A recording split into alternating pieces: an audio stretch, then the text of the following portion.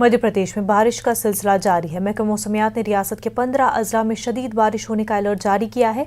मध्य प्रदेश महकमा मौसमियात के सीनियर अफसर SN साहू का कहना है कि अरब सागर और खलीज बंगाल से आने वाली नमी के सबब बारिश का सिस्टम बना हुआ है। आइंदा 24 से 48 घंटों में छतरपुर, टीकमगढ़, दतिया, सागर, शिवपुरी, अनूपपुर, डिवेंडरी, नीमच और रतलाम और मंडला में मौसलाधार बारिश होगी, जबकि राजधानी भोपाल समेत इंदौर, उज्जैन, होशंगाबाद, रायसेन, सीहोर, ग्वालियर और चंबल डिवीजन में गरज चमक के साथ बारिश होगी। वहीं महकमा मौसमियात के सीनियर अफसर SN साहू इस ताल्लुक से कुछ इस तरह बताते हैं। एक लो प्रेशर है जो अभी वेस्ट बंगाल के ऊपर है, उसके आगे बढ़ने की उम्मीद है झारखंड और बिहार के आसपास रहने से।